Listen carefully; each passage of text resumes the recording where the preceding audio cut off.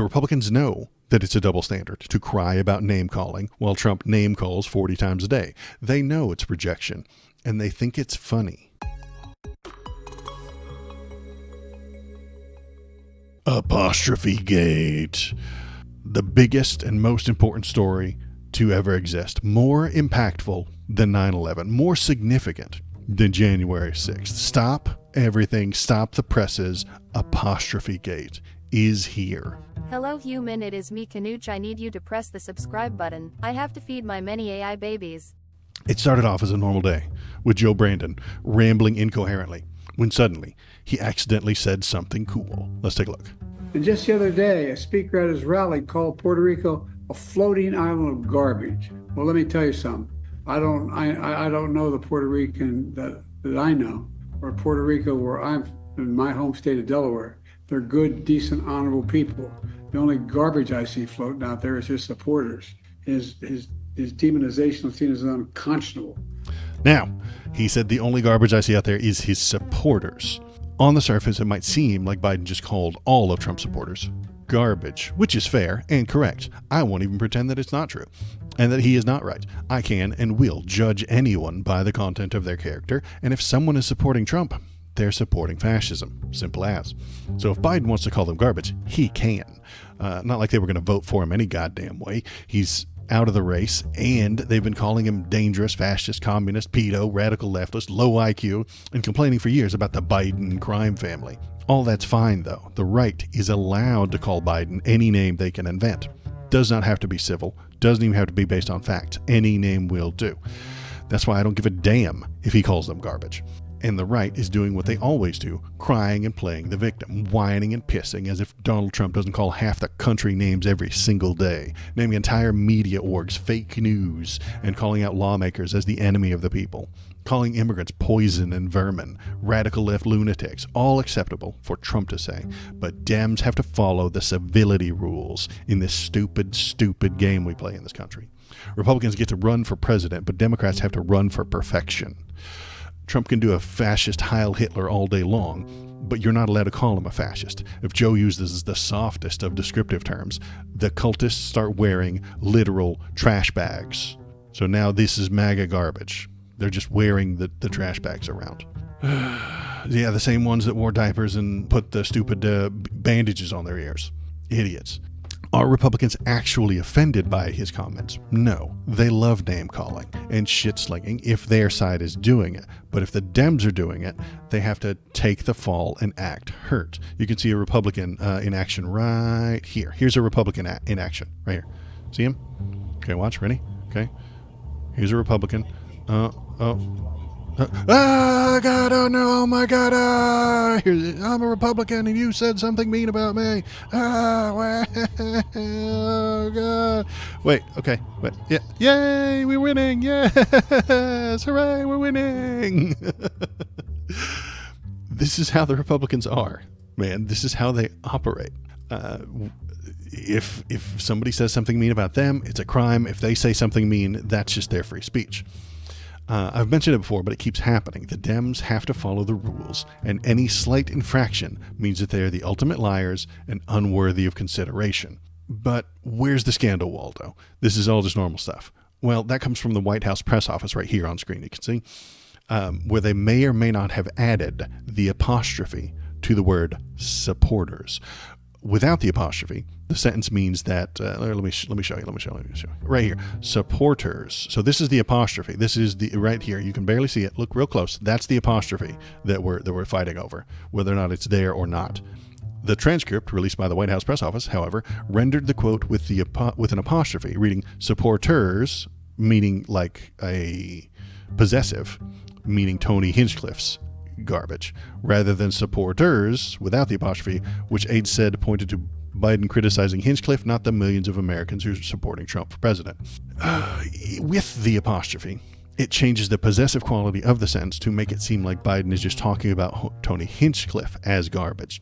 Without the apostrophe, it makes the sentence seem like he's criticizing all of Trump's supporters. Does it matter? Not yeah, it kind of matters, but not really. They are all trash, and so yeah, I agree. Pressing the thumbs up button will release chemicals in your human brain that will make you feel. It happened again this week with the firing squad comments. So we're getting into, what are we getting into? The firing squad comments. Donald Trump is allowed to say whatever the hell he wants, anytime he wants. That's just free speech, and it's your fault for misunderstanding him. He says something stupid in a stupid way, and the media has to interpret it because he is so special-brained that the media has to reinterpret what the hell he's even talking about.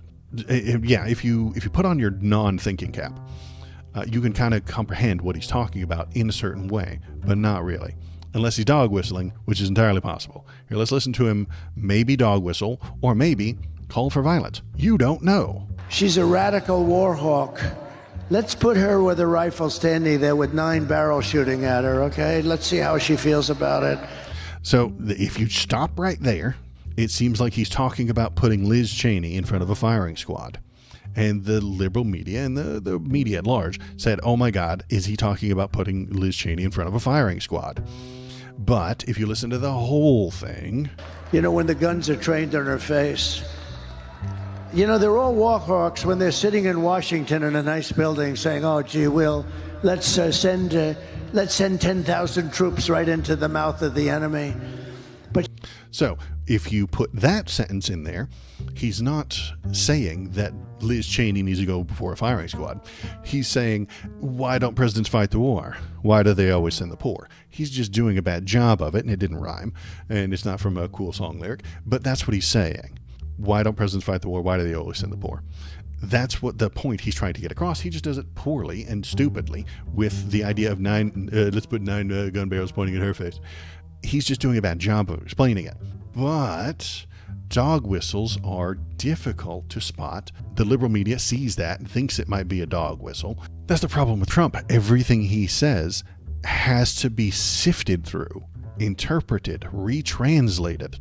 His most faithful cultists who hear the dog whistle hear loud and clear military tribunals with a firing squad, and they're happy about it. And I'm not just making that up. They actually talk about it, right? Here we go. Trump shared a meme calling for Liz Cheney to have a televised military tribunal. Now, this is a few months old, but Liz Cheney is guilty of treason in giant letters. Retruth if you want televised military tribunals. So he has mentioned this stuff in the past. He has suggested, hey, she should be on trial for the military tribunal. That doesn't make any sense. She's not a member of the military. It doesn't make any sense to put her there. But military tribunals end with firing squads.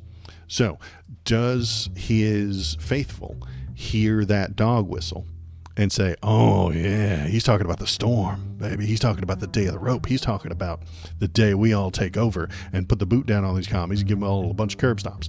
You know, are they hearing that? Maybe. The press is trying to listen for those dog whistles as well and reports on their interpretation. So that's why you get this stuff right here. That's why you get Trump suggests Liz Cheney should face firing squad. Trump fantasizes about putting Liz Cheney in front of a firing squad. Trump uses violent rhetoric to attack warhawk Liz Cheney. I mean, he did use violent rhetoric to attack warhawk, but then you get fucking stupid ass end wokeness and Elon talking about how he didn't really say that. He didn't say it. Wasn't true. The media's lying to you again. When you watch the video, objectively, he didn't say put her in front of a firing squad. You can make an argument about whether or not he meant this as the interpretation, and now we're no longer talking about Republicans and their shit policies. Trump can say anything he wants, and the interpretation is fought about for weeks. And it's your fault for thinking that the thing he said was serious. This is your fault for taking him seriously. You stupid libs, you idiots. He was just joking. He was just joshing around.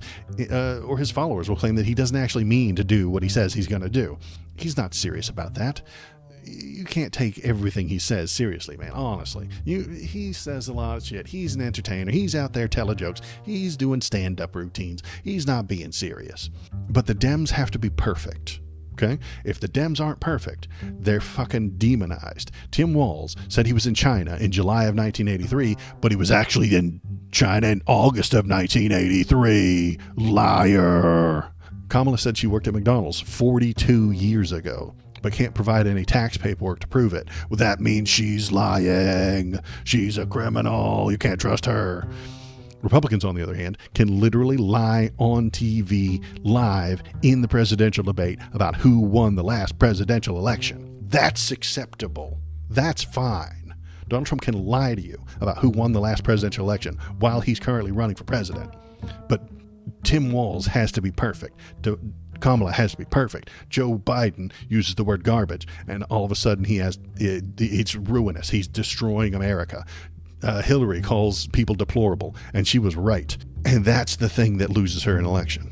The problem is that they know they are lying and don't mind doing it. The Republicans know that it's a double standard to cry about name calling while Trump name calls 40 times a day. They know it's projection, and they think it's funny.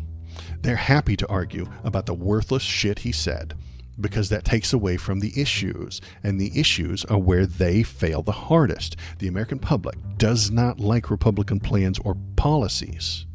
They lose consistently on the state level when their ideas are put up to a vote. If they're not put up to a vote, like in Texas with the abortion thing, it will get shot down if it were voted upon, but it won't be because they control the legislature, and they don't want it to be up for a vote because they want control. So pay attention to what each side is saying when it comes to their plans for the future, but try not to obsess over the name calling. The name calling is not important. It's only getting us distracted. It's dragging us away from what ought to be discussed. Yeah, they're all trying to see such a nice man. Yeah, it's true. No one should take him seriously as presidential candidate. But I know, I agree. He is just a clown. He's literally a clown. Fair and balanced, we can't trust politicians. Trump isn't like them. He's a businessman. Why would you take Trump at his word? Yeah, exactly. That's Sewell's. You're right on the money. You can't take him seriously. He's not important. Don't listen. Both sides are the same. Yeah, this is how we get both sides suck, because the Republicans lie all day long and the libs complain about it. But if the libs slip up and say something not nice, garbage is the word that Biden used, all of a sudden the right gets to cry about it and scream about it and over-exaggerate it. Deplorables gets to be the buzzword for the next couple of weeks. And then the people in the middle think both sides are the same. They're not.